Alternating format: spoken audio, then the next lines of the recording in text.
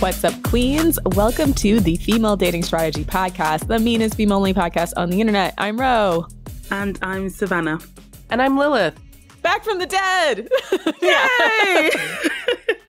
Buttercup's back. Sorry, I've been gone, ladies. Yeah. I don't know how to explain my absence. So, I'll just summarize it. Where have you been, Buttercup? Where have you been? Well, I'm engaged now, first of all. Yay! Congrats. So there's that. Suck it, haters. Yeah. No, wait, hold on. We need to go back. We can't speed past that. Tell us the story. Yeah, don't speed past that. Yeah. Okay, so the way that we got engaged was actually kind of unromantic. Let me back up, actually. So the reason why I haven't been recording is I got in a sporting-related head injury, and it's just kind of affected my mood. I've just been really, low energy, just getting really fatigued, not having memory problems. I thought I might have a concussion or something, but I don't really fit the criteria for concussion. I don't have nausea or headaches or pressure or any of the physical symptoms of concussion. I was actually diagnosed with PTSD. And I guess I just have chronic fatigue syndrome now, is what the psychiatrist said. So that's shitty. But anyway, so I was going for a walk with my then boyfriend, and we were just sitting on a bench in Stanley Park watching the sunset. And he said, "So I saw your tweet the other day." And my tweet was "Oh, I might marry this guy because this guy's been taking really good care of me." And he's like, "Did you mean that?" And I was like, "Yeah." And he's like, and so we just talked a bit. It wasn't a super romantic with a ring or anything. It was just "So do you actually want to get married?" And I was like, "Yeah." And he was like, "Okay, we'll get married. And you can have my company's health insurance because my company has better health insurance benefits than your company. And it'll be really great for our taxes." And that was basically to get married. I fully support that. I fully believe that women should get the maximum benefits from marriage. Yeah. And so that was the sales pitch is oh, and then also the other issue we've been having is shortly after my head injury, I had this issue with some of the male doctors were just talking over me. And my boyfriend was with me in that appointment, and they were like, "Is this man your husband?" I'm like, "No." And they're like, "Okay, he can't be here." And so, yeah, basically in order to get his support in a medical context, we have to be legally married. So it doesn't sound super romantic. I wish, we'd gotten engaged under happier circumstances. But basically, I'd always been a little bit afraid of getting married, in part because I was afraid that what if I get married and, I get sick or something happens to me and my husband leaves me? Or, we all know that study where women who get cancer, their husband is 6 times more likely to leave them, right? So I was always really worried that that might happen to me. I'd always just been worried that, if I got married, he wouldn't take care of me when I'm sick. But my boyfriend, I guess now fiance, has actually been doing a really good job taking care of me. And I've been spending a lot of time at his place. And, his feelings for me haven't changed just because I've been sick. And that's been making me feel really emotional and feeling okay, this is the real deal. I don't have to feel anxiety or worry that he's going to leave me because I got sick, because I got sick before we got married and he stayed and he's been really supportive. And so that's the kind of man that I want to be with. So we're going to have a 3-month honeymoon in a warm country. I'm not going to tell you guys which country it is. I don't want to dox myself, but I'm going to go take the air and hopefully, recover. But in the meantime, I'm not going to be able to record with the podcast. So I'm hoping that I'll get better and I'll be able to come back. But for now, I just get fatigued over basically nothing. I don't have a lot of mental energy. When we recorded the episode with Ellie Arrow, I was flat out exhausted for 2-3 days after that. Even this episode, it took a long time for me to prepare for this episode, but it was really, really important. That's why I wanted to record this episode. I really wanted to record this episode today based on Gavin De-Becker's book, The Gift of Fear.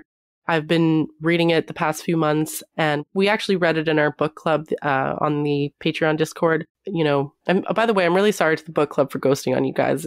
I've been dealing with a lot of shit, clearly, so I'm sorry. But I did want to revisit this topic, and I wanted to deliver this topic to a wider audience, because if there's the one thing that I want more than anything else in the world, it's I want women to be safe when they're dating. Well, not even dating, just in general. I think you can apply a lot of these tactics and advice and guidance in this book to almost any situation. Exactly. I don't know that I've read this book, although it's been recommended many times, The Gift of Fear. I think I've seen a couple of interviews with the author. Yes, yeah. I haven't actually read the actual book. Yeah, and I always tell women, it's an absolute must read. You got to read it. And a lot of women have it on their reading list. And, life is busy. We all have stuff going on. It's, we're not always going to be able to sit down and have time to read a book. So I kind of wanted to have like this episode be almost like a Cliff Notes version or just condense down the essential information. I do still recommend reading the book because he goes a lot into kind of the theory or the philosophy of, predicting violence and risk analysis and so on. But for the purposes of this episode, I just have like 7 key lessons essentially for, safety strategies for women. So do you ladies have anything else to add, or do you want to just jump into it? We're of course very sad that Lilith's not going to be able to stay with us regularly right now, but obviously very happy news, but also some sad news because happy news, obviously she's getting engaged. So it's bittersweet. Yeah. Yeah. Once again, suck it, haters. Yeah, suck on that. Fuck you guys. I got myself a man. Everyone else can suck my dick. FDS works. Fuck you bitches. Fuck the haters. I got my dream man who loves me and worships me and takes care of me, and that's all I want. And everyone else can die mad. So yeah. About to be on his insurance and go on a 3-month getaway on his dime. So, Exactly. I love that. Absolutely love that. I love that. Always look at the material benefits of marriage, ladies. And that is, I think, a fully legitimate reason to marry someone. Obviously, you really love him as well, and he loves you. But, looking past the love goggles and actually looking, what can I get out of this? And your health is so important. So it's really cool that he actually recognized that you would benefit from that in this situation. Yeah, exactly. And truthfully, that's been like the hardest thing with retaining people who are involved with FDS is a lot of them do get married. So this is like, it's almost like a rite of passage now. You get married and then you move on and have a happy married life. Yeah. So yeah, you're not dating anymore, really. So that's probably why I'll be around for a while. I have no intention of getting married unless, of course, illness. Get baby fever. I always said, I'm never going to get married, yada, yada. Here's the thing. I wanted a man who's marriage-minded, and my fiancé, he said to me, oh, I knew from the first few conversations I had with you, I wanted you to be my wife someday. And it took him 3 years before we finally started dating, and now a year before, we got engaged. And so, it's a 4-year project for him, but, he succeeded in his goal. I succeeded in my goal, which is to have, comfort, safety, happiness, romance, love, and all of that. So we both got what we wanted in the end. So, yeah. Awesome. So, yeah, we'll get back to our topic today. And then, as much as Lilith can join us, we will be absolutely happy to keep having her back. So, but we might be just be flying as a duo for a while, just prepping the audience for that. So they don't keep yelling at us where's Lilith? But, whenever she's feeling well and can come back, we will absolutely have her. So today's topic. This episode is about safety strategies for women from The Gift of Fear. The Gift of Fear is a book written by Gavin De-Becker, who is an expert in personal security. He has celebrities and politicians who are his clients, and it's his job. He has a firm basically designed to keep people safe at a high level. But I feel like his philosophies, his writings can be useful for everyday people as well. And yeah, the number one lesson, though, the most important lesson, if you take nothing else from this episode, number one lesson is don't ignore your intuition. It can save your life. And this is really challenging, especially for women, because I feel like women have been conditioned by patriarchy to ignore our intuition and told that we're crazy or hysterical or that, Or just communicate. He doesn't mean it. He doesn't know what he's doing. It's there's just so much external minimization that happens when a woman, presents a real problem or a real threat. And in my experience, every shitty relationship that I've had in the very beginning, when they were in, supposed to be in the honeymoon stage or when we first started talking, I remember my intuition was screaming at me that something isn't right here. And every time I ignored that, that was when I was in trouble. Exactly. So it's important to understand that in humans, true fear is a survival signal. It's not the same as emotions like sadness or happiness. We evolved fear to keep us alive. And the examples that that De-Becker provides in his book, he opens with this story about Kelly, who's a rape survivor, and she used her instinct to avoid being murdered. And she was recalling the event and how, there were all these subtle cues that led up to her realizing that this man not only was there to rape her, he was also going to kill her. It's like she said, described it as like her instinct took over and she got out of bed when he wasn't there. He was in the kitchen looking for a knife. And then she was able to escape silently and survive to tell this tale, right? The other example that Gavin De-Becker provides is 2 police officers where one of them had a dream that one of them would be shot. And the officer that ignored his intuition, who ignored the danger signs, he was the one that got shot, not the one who had the dream, was the other guy. And it's important to remember that people experience intuition in many different ways. It could be dreams, it could be an overwhelming sense of fear, a voice in the back of your mind. Dark humor is another one. Like, there's a line in the book where Gavin De-Becker writes, anytime I have a client that says something like, oh, we'll meet next Tuesday, unless someone kills me first or something like that. As soon as someone makes a sort of dark humor joke like that, that's when he sits down to ask more questions, because a lot of the times people use dark humor to present fears in a more kind of socially acceptable way. If you're having those kinds of like dark thoughts, like, oh, maybe we'll meet next Tuesday unless my ex, like, as long as my ex doesn't stab me kind of thing, ha ha ha. Like, it could be a fear at the back of your mind that you're feeling, that you're afraid to communicate because you don't want to seem crazy, but don't ignore those feelings. So always remember that your brain is the product of millions of years of evolution, and it's evolved to pick up on subtle cues to keep you safe. So don't ignore your intuition, ladies. So tip number 2 is know the warning signs. Pre-incident indicators are part of the violent incident, and the early phases of dating should consist of disqualifying these men. And the example that Gavin De-Becker writes, he's like, say a mass shooting, for example, does the mass shooting start when the man physically takes out his gun and starts shooting people? Or does it start when he buys the gun? Does it start when he starts coming up with the plan and so on, right? So if you want to get better at predicting violence and keeping yourself safe, you have to include the pre-incident indicators as part of the violent incident and pay attention to those. So first of all, recognize that every human being is capable of violence depending on the situation. Don't discount someone just because he seems like a nice guy. In fact, seeming like a nice guy is a red flag in and of itself. Yes, especially when it seems very, very forced. And one of the techniques that Gavin De-Becker talks about is the forced teaming technique. And what that is, it happens quite a lot. I see it in general discourse, but, if we're talking about dating, in the context of dating, it's, when they are very, very quick to establish common ground. So let's say, for example, you meet a guy at a bar and you tell him, oh, by the way, I'm, going to my home and it's by Central Park. And he says, oh, I always walk by Central Park, let's go together.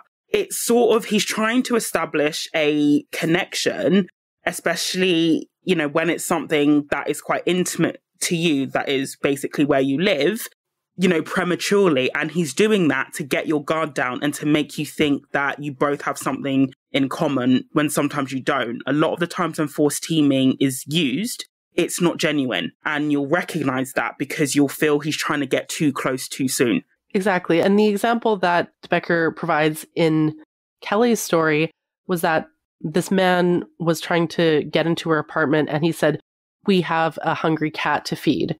And it's not his cat, it's her cat, right? So why would he say we? He's never seen the cat before, yeah. Exactly. So, we have a hungry cat to feed. Yeah. So creating an illusion of closeness and putting you on the same team. And it's essentially a disarming tactic. It's trying to disarm potential victims. So even now, I get so skeeved out when I'm talking to a guy that I barely know and he starts using we statements. I consider that an immediate red flag. I'm like, whoa, who's the we here? Who's we? I'll even say, who's we? What's we? And they put them on the back foot, Excuse me, please. Excuse me, sir. There's no we here. Exactly. Another thing to look out for is charm. Now, obviously, we'd have to guess we want men who are socially competent, but if he's a little too charming, and if his charm is being used as a tool of manipulation, that's something to watch out for. Some people are just naturally charming and friendly, and that's more often than not, it's not that big of a deal. But if it's to get something out of you, to get you to lower your guard, watch out. Yes, and I really like the way Gavin De-Becker puts it in the book. He said, you need to change it from this man is charming to this man is charming me. Because unlike the example that, for example, Lilith just said about people who are generally nice and charming, is that they aren't generally doing it to a specific person to get something out of that person. You know, men who are charming you, they want something from you. And it's insidious because they want that thing from you regardless of if you are willing to give it to them or not. That is why they resort to the charming technique. It's essentially, just like Lilith said, it's to get your guard down and to get you to comply with whatever it is they want. And I've come across low-value men who've actually specifically said, especially men who sleep around, that they use charm to get sex. They do that a lot of the time. Yeah, so if I'm talking to a guy and he's turning on the charm, ew. Immediate red flag. Ew, yeah. Especially men who are more socially competent, who understand that women want to feel like, you know, they matter. They want to feel good about themselves. I guess the evolved low-value men will use that to his advantage. And instead of just being an inept incel, they will then try to turn on the charm to get what they want from the woman. Yeah. The phrase turn on the charm, if it's something that they can turn on and off, it's not genuine. If they're just like that all the time, they're just a friendly, charismatic person, that's just their personality. I mean, some people who are like that can also be like serial killers and stuff, or like con men. Some people who are naturally charismatic can also be red flaggy. Another thing to look out for is too many details. That's a sign that someone's lying. Honest people don't fear being doubted. And so, yeah, if they're adding a bunch of unnecessary details that are not really relevant to the story, you know, it's a sort of distraction technique to get you to look at the individual trees and not the whole forest. I don't know. Yeah. And they do that because like they know they're being deceptive and they don't believe their lies. They believe that other people need to hit extra content in order to make the lie believable. It's like one of the key signs of deception is if people are adding, you know, way too many extra details that aren't even necessary. And actually, that's how some serial killers have been caught. That's the reason why in some like murder investigations, the police, they won't release all the information about the crime purely because some serial killers, I can't think on the top of my head, but basically they'll dob themselves in during the questioning phase because they'll start to give extra details that the police didn't ask for, you know, that basically links them to the crime because only the killer would have known that because it wasn't public information. So that's actually how, you know, some, you know, serial killers have been ratted out, basically. So side note, one thing that this tip reminded me of is that often survivors of childhood trauma also have a tendency to over-communicate. So just because someone's doing too many details isn't always a sign that they're lying. There's also some people where they just learn to sort of over-communicate because they were raised in a household that was really like hostile, and they just learn to kind of over-explain things in order to be believed because they expect to be treated like a liar no matter what. So there are some people who are like that. So just essentially dig deeper into the behavior as well, either way.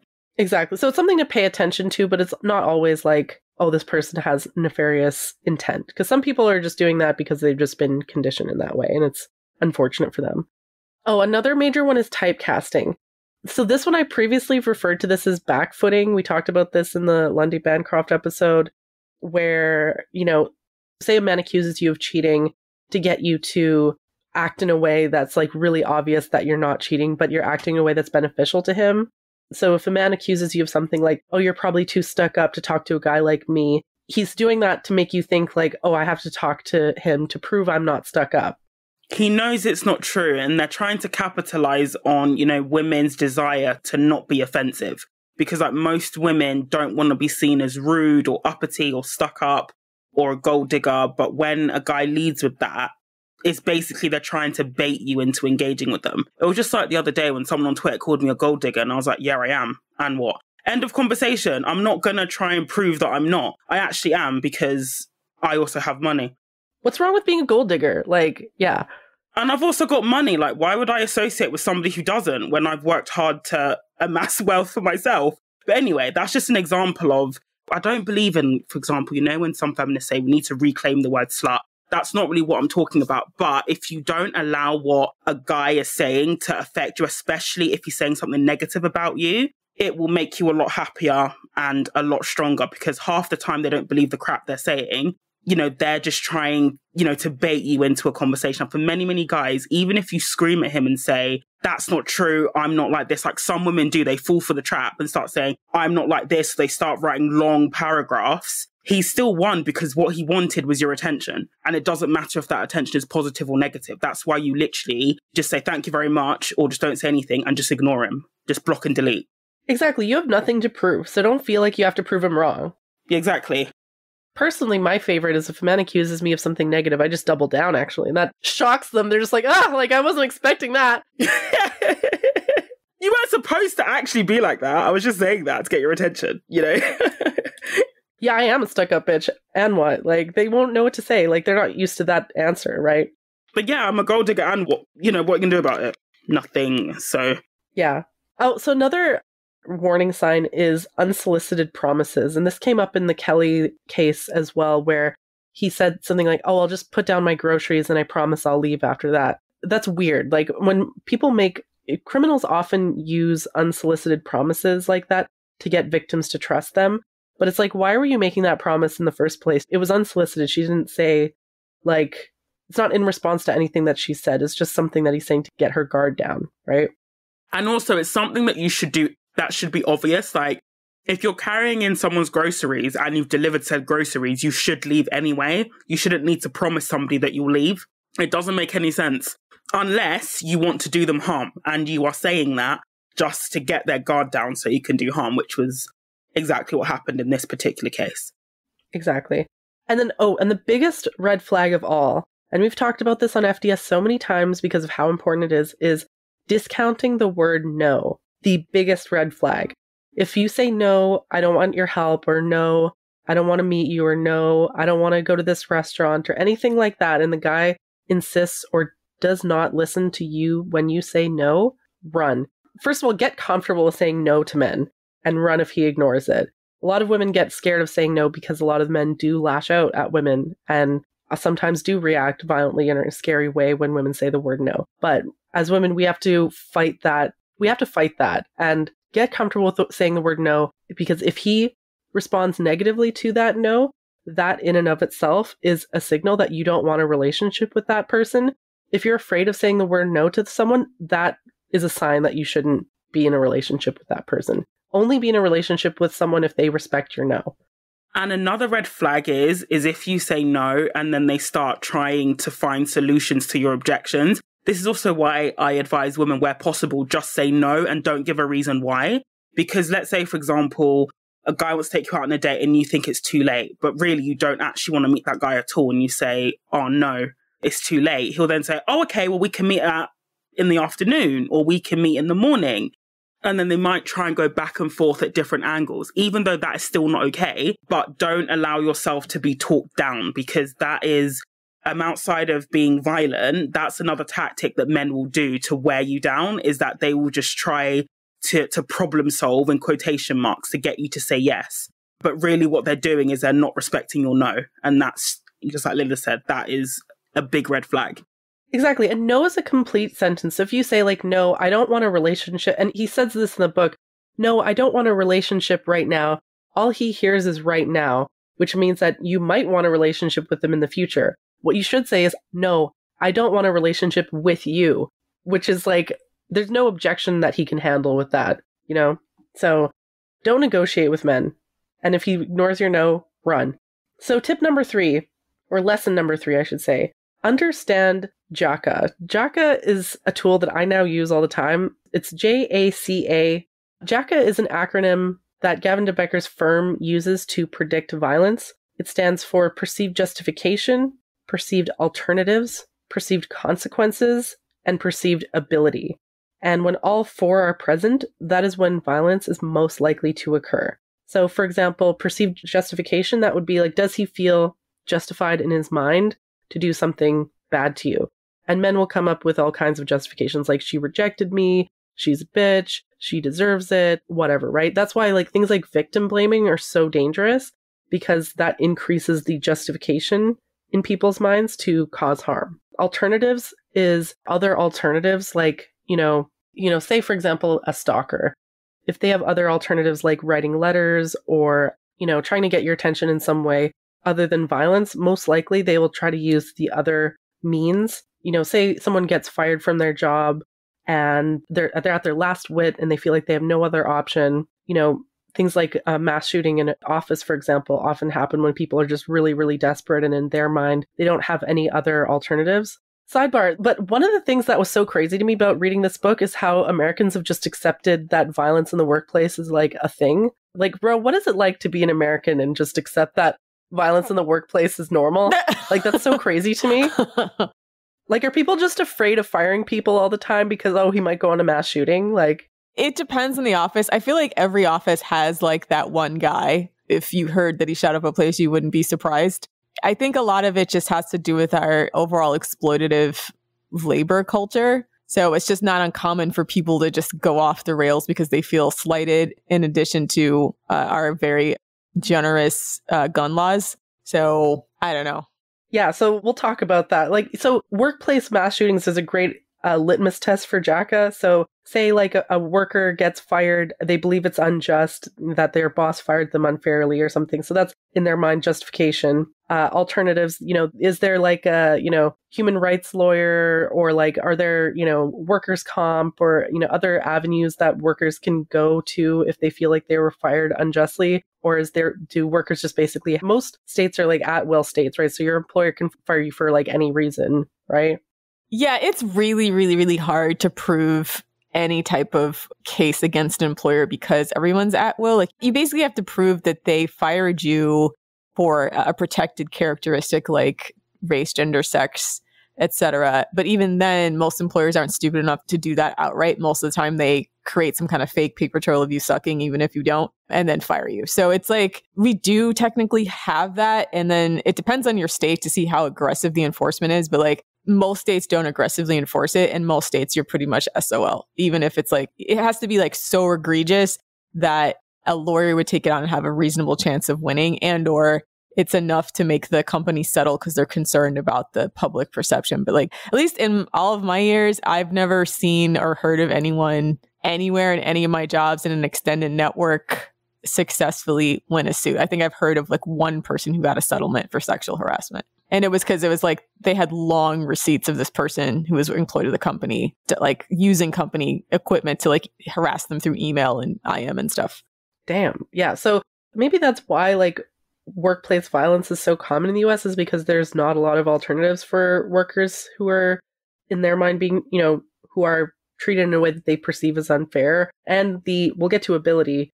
The gun culture too is the other problem. Exactly. So perceived consequences. So in the context of like domestic violence, for example, perceived consequences. So basically, does the person who committing the violent act think that the consequences are going to be favorable to them or unfavorable? And, if someone is really at their last rope, some people like life or freedom is not that important to them. In their mind, like, getting even or revenge or so on is more important to them than not going to jail or being alive. A lot of people, for example, commit suicide after these sorts of violent acts.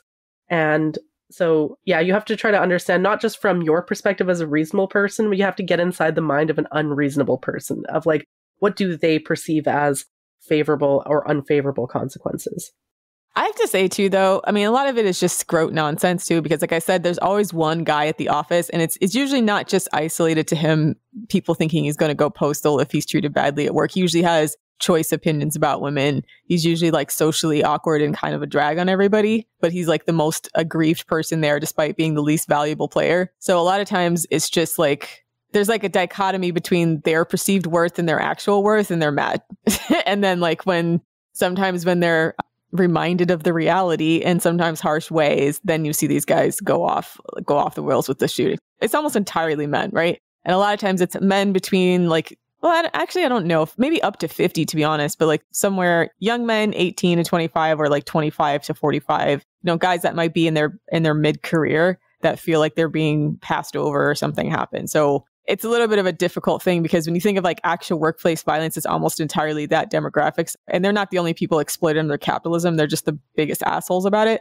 So but that's what I've come to realize from this book, is that for a lot of men, it's not about right or wrong. And in their mind, what they consider right is them having control or them getting attention. That's what they perceive as right, So like in their mind, like the consequences could be like, oh, I get back at my shitty, like, my boss is such a bitch and she's always telling me what to do. I'm going to put her in her place or something. Or I'm going to, this woman didn't accept my advances, and she could put a restraining order against me. She's trying to control my behavior. So I'm going to like kill her, so that I can feel like I'm in control, that kind of thing, right? So when you're looking at Jacka, you have to understand, like, what are the consequences from the mind of this, like, deranged, depraved person with a fucked up value system, right? And then the last one is ability, perceived ability. And this is a huge one in the States, is do they have the ability to act on their violent urges? If guns are super accessible and easy for everyone to have, the ability for people to perpetuate violence is very, like, that threshold is very low. It doesn't take a lot of effort for someone to be violent, basically. So yeah, if someone has like a collection of weapons, if they like weapons, if they've recently purchased a weapon, if they live in a state where there's no background checks on getting weapons and you can just literally walk into Walmart and buy one, no problem, the risk of violence is much higher than in any other place where you could live. Yeah, so I'm sorry, bro, that you have to live in a fucked up... I'm sorry your country is all fucking weird when it comes to guns. Yeah. That's why I'm very grateful for remote work, and I'm going to push for that till the day I die. It's a safety issue. I don't want to be the next target of the office weirdo and deal with just daily microaggressions. I think I recently had a rant on my Twitter about it, like just dealing with certain types of people. It's tough because like they're not wrong. Like the system sucks. You know what I mean? But like the way that they think to handle that is so self-absorbed that people don't root for them. You know what I mean? Like it'd be one thing if it's like, oh, I'm doing this for us, but it's usually just some scrote who like feels like everyone exists to serve him and then goes into like massive narcissistic rage injury. And so therefore can't really get the same amount of like union support or support from other people to back him up. And that's just kind of the tough thing because we do need worker reform, but all the guys that are the most, I don't know, like the guys with like the hair trigger tempers are not people anybody wants to follow to that, you know? You know, I'm convinced that the whole RTO, return to office policy, is just by and for toxic people like that who feel like they have the need to have this little like fiefdom in the office of people they can boss around. And it's much harder to do that when everyone's remote, you know? 100%. I mean, that's my thought. I mean, you can see most of the people complaining have been men overwhelmingly because, yeah, they're used to having that. It's either like the office busybody or like if it's a woman, or it's mostly men who don't want to have to take on any responsibility for their families, want to cheat while they're at work, or they've been pushing because there's a lot of young men who aren't socialized properly. And usually, let me tell you, I've sat through so many management trainings about how to help to onboard socially awkward people or like people who are not participating. And like, they always like make it gender neutral or like race neutral or something like that to make it not seem like it's not a particular demographic, but overwhelmingly it's like young men who just have not been, but like young men in general, like they're not socialized properly to exist in an office place. So like there's so much of management is about like onboarding and team building, et cetera. And like, it's easier to get buy-in from most people, but like a lot of times young men are just like, even if they buy in, sometimes they have a lot of social faux pas, right? And stuff that would like piss people off. So some of the return to office cultures is like specifically, in my opinion, for them when they talk about like, oh, we need to make sure like people are getting mentored in the workplace and they're being socialized properly in the workplace and they're making friends. And I keep thinking like, you mean young men specifically, because most like young women will make friends or have like other socializing influences. And furthermore, like it's so hard to get mentors anyway as a woman. So when I hear about mentors, like 9 times out of 10, I think men over other men. Because it's actually extremely hard to get mentors, male or female, for women. Not impossible. I don't know. In my personal experience, mentorship from men almost always has a tinge of sexual harassment. Exactly. That was going to be my point. Yeah. And mentorship from women, often, I hate to say this, but I've had some female bosses in the past that like, they don't mentor younger women. They see them as a threat, as like a potential usurper to their queen bee throne kind of thing. And so they see a woman that's like younger than them, smarter than them, prettier than them, whatever perceived threat might be there. Like I just have a target on my back from like female bosses that I've had in the past, unfortunately. I wish that wasn't the case, but that's been my experience. The thing is, like I said, I kind of went off on boomers, like on my Twitter, sorry. But a lot of it is just like a lot of them, yeah, they don't want to invest in young people because they don't, they're worried about their own job security. So a lot of it just seems to me, to be honest, I don't even know if that's a gender specific thing. It's so much. Okay, I guess we have different experiences, but I'll say like for me and my experience, I'm not even sure it's completely gender specific so much as like generational specific too, where especially the people who are older than you, they have a certain way they want to do things. And sometimes the way they mentor you is like not helpful. Yeah. might have worked for their generation. It's not, it's not necessarily going to work for their. And then sometimes like it's just a matter of like they're busy and they don't necessarily want to invest in anybody. They're worried about their own life. So like mentorship seems to me like when they do mentorship, quote unquote, in the workplace, it's just something to check off management metrics. Right. And it's less like because they actually feel emotionally invested in most of the people they come across. So like you will find a rare manager that like really likes you and really wants to go to bat for you and advocate you and thinks you're really great. And they think that ultimately it'll be in their best interest to promote you. But there's so little interest for your average like person who's above you to promote you specifically above like lip service. They need to check off their like, I did mentorship as a middle manager. You know what I mean? So some of it is just that. Yeah. Well, what you're talking about actually brings us to the fourth point, because we're talking about workplace safety in number 4. So tip number 4 is, if you're an employer, do your fucking due diligence before hiring someone. Pay attention to the red flags and take decisive action. Because violence in the workplace, especially violence against women, is not a rare or isolated incident. If you're an employer, always call references. Do background checks. It's actually quite like even within professions that should be closely monitored, like government, security, you'd be shocked at the number of people who are allowed to work and they don't have a full background check. I know in the UK, they call them employing them at risk because sometimes background checks, especially if you work in government, they can take like literally 12 months. So what they'll do is they will allow somebody to work for them at risk, basically without doing any of the checks or the checks coming back as clean. Oh, I was going to say, like, between our 3 major reporting agencies and all the PeopleSoft stuff, like, it's almost impossible to be off the grid in the United States. So I don't know if that's, like, country specific either. I mean, I went and pulled, like, my credit report. It has every job I've ever had and the salary and everything I've ever had on, like, my credit report. In the UK, it's a bit more difficult because of GDPR, which are data protection law. We don't have something like the work number. So employers can't easily access like that information. The only way they can get it is from like HMRC, which is the UK equivalent of the Inland Revenue or the IRS, as they call it in the US. Do you have like a social security number or like whatever like equivalent of that is, like a unique ID number?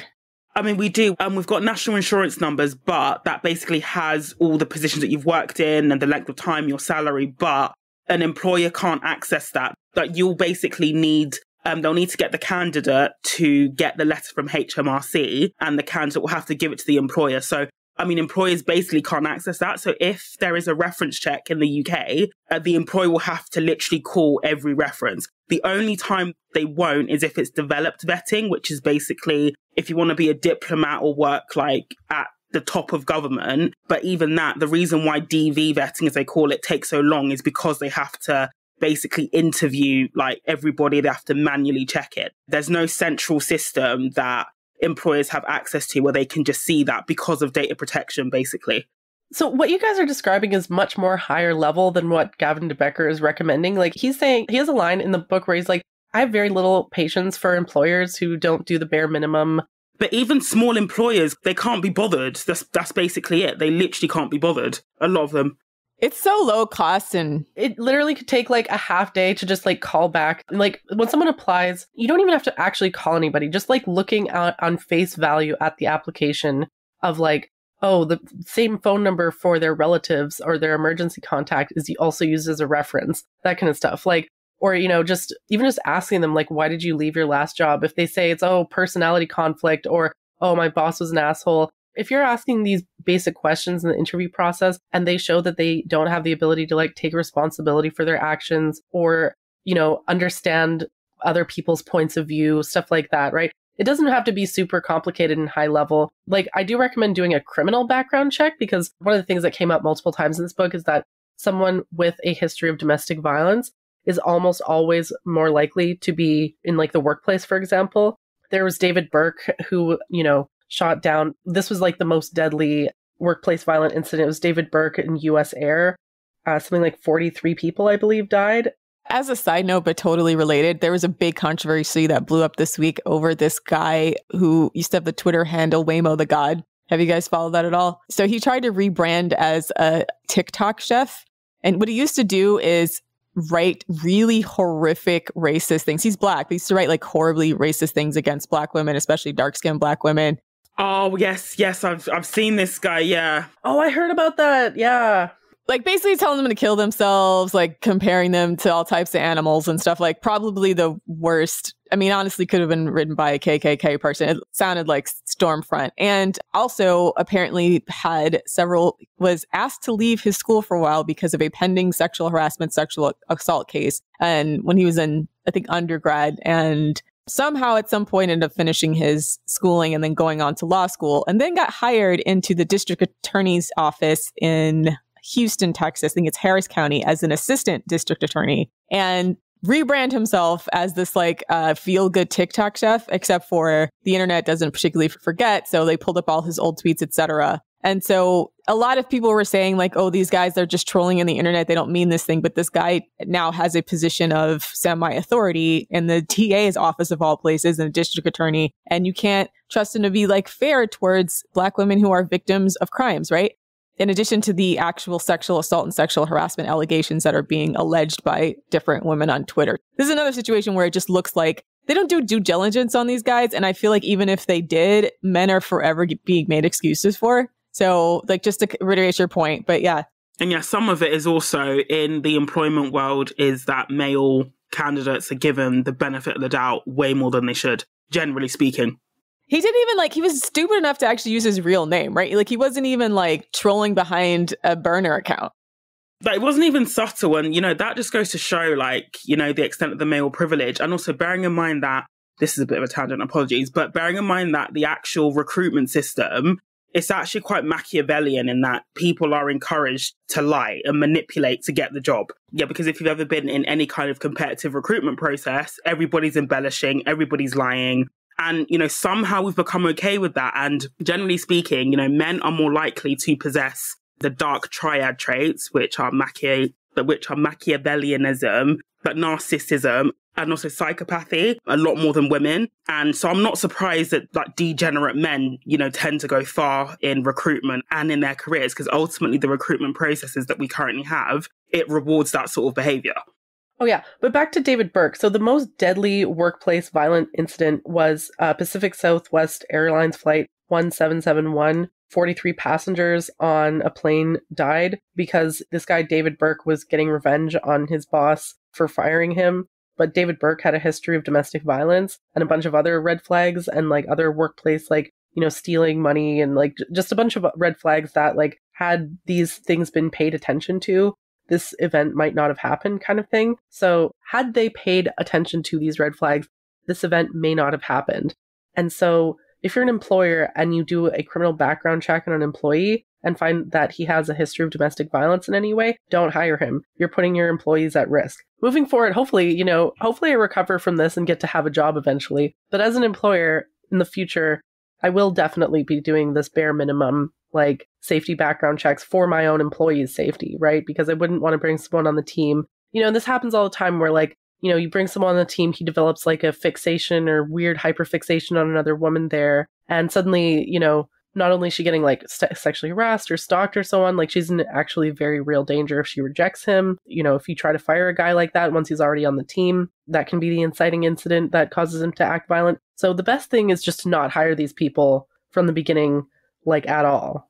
And don't be guilt tripped by some of these laws that are coming out that are increasingly trying to hide. But they're trying to hide people's criminal records. So I know there's some laws in New York and in California that are basically trying to make it illegal for them to do background checks. I think they're trying to make it illegal to do background checks for apartments in New York. And then in California, I think everything other than like a sex offense, employers are not allowed to see, or credit companies or background checking companies are not allowed to disclose. So they're basically trying to make it so that, yeah, people who leave prison have a better chance to reintegrate into society, but that does come with risk. I mean, it depends on the crime. So things like drug crimes, I would consider them very low risk in the workplace. Actually, like one of the best salespeople I ever had on my team was convicted of was a drug dealer in a past life kind of thing. So like, I feel like people who have committed drug offenses are probably a little bit less dangerous as long as they're not like, you know, high level like mobsters, you know, they haven't like committed like murders and stuff like that. But if it's just like possession of drugs, selling drugs, that's not a big deal. But like,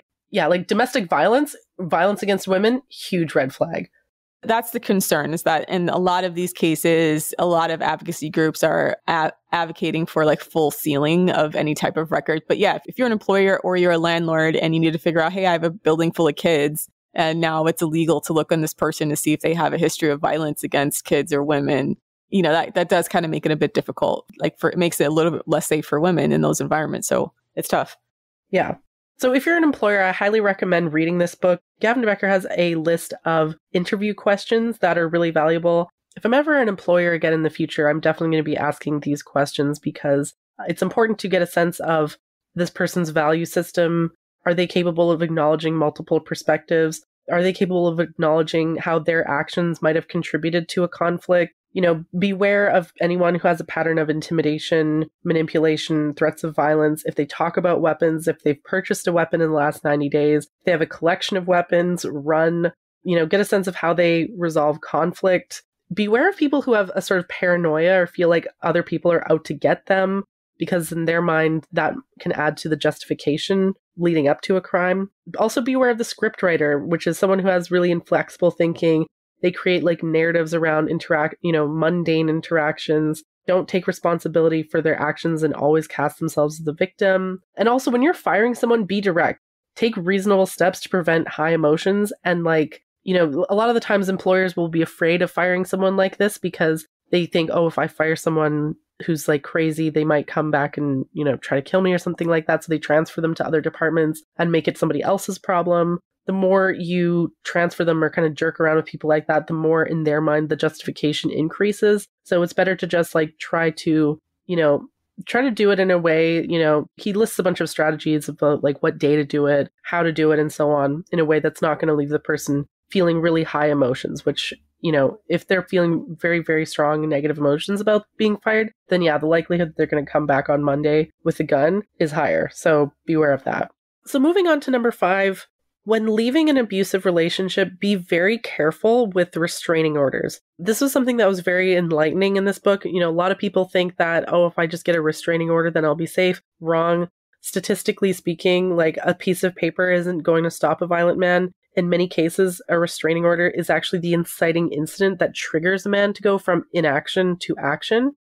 As we all know at FDS, it's important to remember that abuse is about power and control. A lot of these men actually kill themselves after committing violence. And the reason is that in their mind, refusing to accept rejection or refusing to accept a loss of control is more important to them than life and freedom itself. Violent men are not deterred by court orders. Court orders are only effective in cases where there's no prior history of violence. In other words, like someone who's least likely to be violent to begin with. So just as an aside, if you're in the UK or anywhere, I've actually worked quite a lot with police officers in the UK. They will admit to you that if a man has a restraining order, there's fuck all they can do to enforce it. It's literally not worth the paper it's written on. And even if he does break the court order, they've even said they just haven't got the resource to deal with it effectively. Exactly. So understand, in the mind of a really depraved man, they're thinking especially say he's married, he has a wife and kids, a house. In his mind, that's his little fiefdom, right? A restraining order is telling him to give up on his whole mini kingdom, basically. He has a lot of investment in that relationship that piece of paper is now expecting him to give up on. And in his mind, it's she's trying to control me. I'm going to kill her so that she doesn't have any control over me, right? For them, being in control is more important to them than being alive or not being in jail. And so the best strategy in this case is to make yourself unavailable to him. You have to reduce the ability for this person to be violent to you. So go to a battered women's shelter, develop an escape plan, basically run and hide. You're actually, if you stay at the house where, he knows where you live and so on, and you get a restraining order against him and he has a history of violence, that's not going to stop him. The likelihood of him going to the house and just killing you is actually, I wouldn't say it's a high risk, but it's very, very possible. It's much better actually to just go into hiding. And it's unfortunate and it's shitty that the onus is on women to have to change our lives to avoid violence from men. But when it comes to safety, it's not about justice. It's not about fairness. It's about keeping you alive, right? So it's shitty, but that's life. And moving on to number 6, don't let a man down easy. Be direct. No is a complete sentence. So we've all learned from media And there's lots of different movies that Gavin De-Becker criticizes in this book that have the plot line. You know, The Graduate is one where boy meets girl, girl rejects boy, boy harasses girl, boy gets the girl kind of thing. Girl accepts boy, whatever. And we've been presented with these kinds of media narratives, and a lot of people have accepted those as true. But it's important to remember that persistence after no isn't a sign of love. It's stalking, it's obsession. Do not negotiate after you reject a guy. Block and delete. Any further contact that you have with him after that will be seen as negotiation.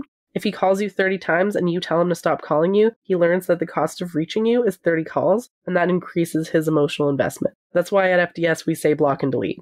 Yeah, any engagement is pay dirt to scrotes, even if it takes them a lot to get to it.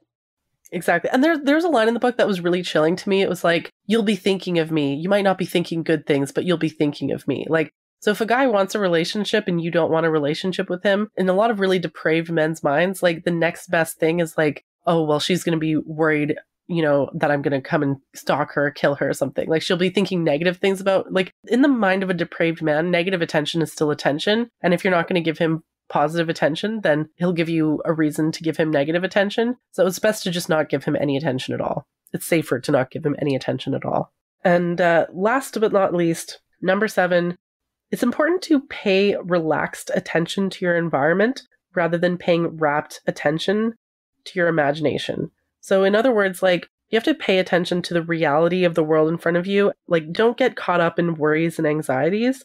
And this might seem contradictory to everything that I've said so far, but the reality is that if we're full all of the time, we actually lose the ability to sense when we're actually in danger. And what makes it even harder is that media has us afraid of things that are rare, things like sharks, assassinations, even terrorist attacks. Like, although they take up a lot of media space, it's actually very unlikely for you to die in a terrorist attack. You're much more likely to die in a car accident or something like that, yet we get into cars and drive around all the time. It gets us to pay attention to things that are rare and not things that are common. Things like domestic violence or incest are actually much more likely to happen than, like, you're actually much more likely to be sexually assaulted by a family member or someone you know than, you know, some stranger, you know, jumping at you from the bushes on the street, right?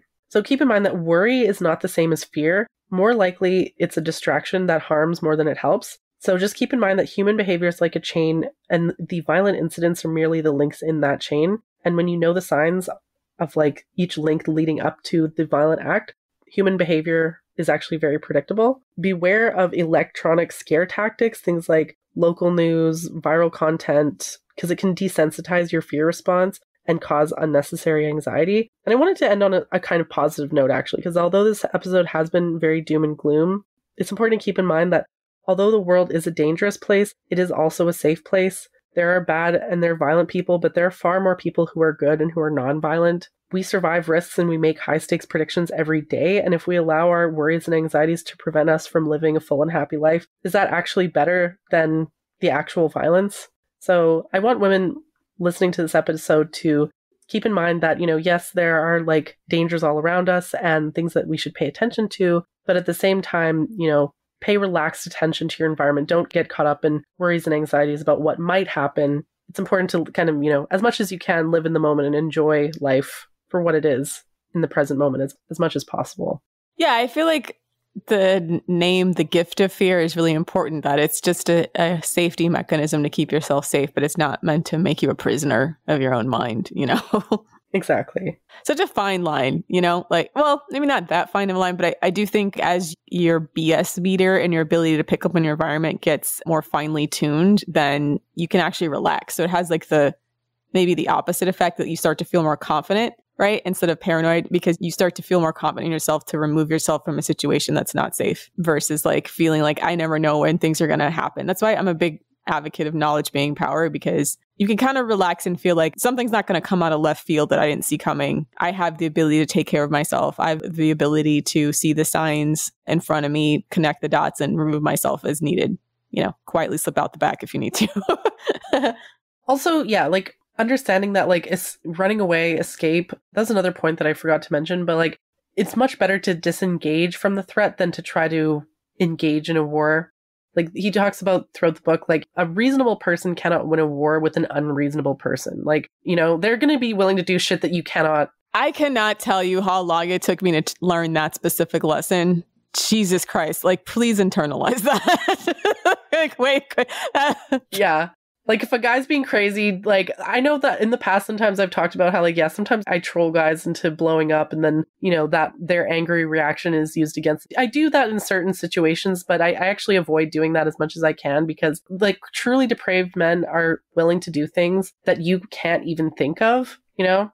And, like, people like me, or people like Gavin De-Becker, where maybe you were raised in a more, like, dysfunctional, like, he talks about how, you know, as a child, his parents were really violent. And part of the reason why he became like a security expert and a kind of like guru on violence was because of he witnessed those things in childhood, right? And so I actually kind of relate my childhood and his childhood were actually had some similarities. And so someone raised in that environment, you know, you learn to pay attention to what are the danger signals. I mean, for someone who had some dysfunctional upbringing as well, like, yeah, there's a temptation to engage with it because you want to like, yeah, you want justice. There we go. Yeah.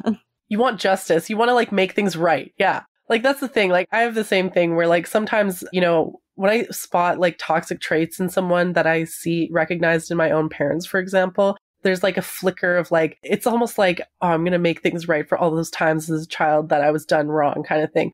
But now I've achieved more wisdom. I've achieved more maturity. This illness actually has kind of forced me to like reevaluate a lot of things in life and sort of think more critically about what's actually important. And like winning fights with crazy people, I'm now at a point where I'm like, I don't care about winning fights with crazy people. I'm like, fuck these people. Like, I don't even want to be on Twitter anymore because it just doesn't matter. Like, I just rather like just cuddle with my fiance and my dog and like, you know, just watch TV and like give each other head scratches, like shit like that, right? Like just the simple things in life that make things enjoyable, that give me joy. Those make me happier than like winning petty fights with crazy people. Like, you know, it's better to not engage with unreasonable people in general is the lesson.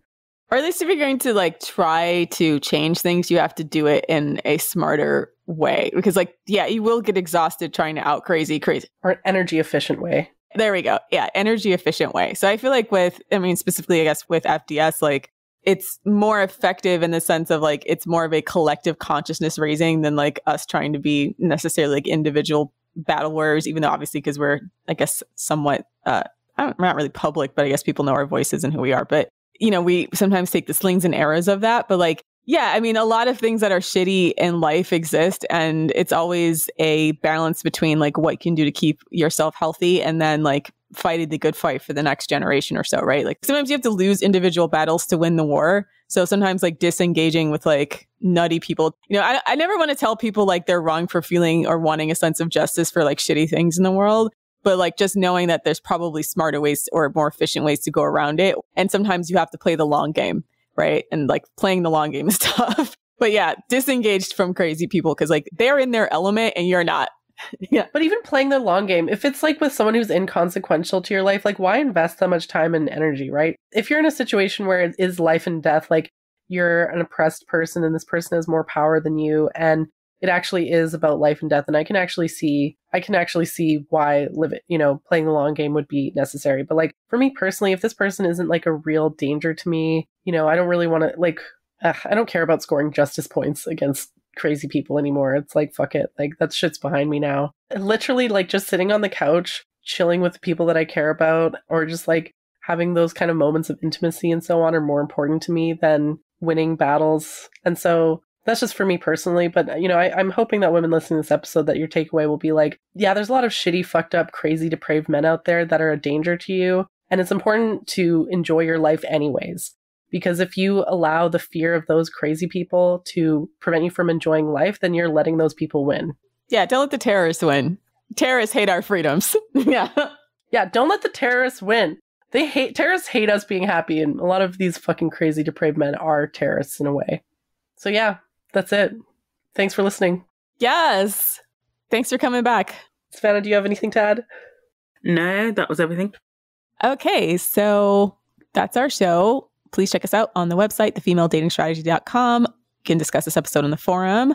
Also, check us out on our Patreon, where we have weekly bonus content. You can talk to us on the Discord. That's at patreon.com/thefemaledatingstrategy. You can also follow us on Twitter at femdatstrat and on Instagram at _thefemaledatingstrategy. Thanks for listening, Queens, and don't let the terrorists win. See y'all next week. Die mad.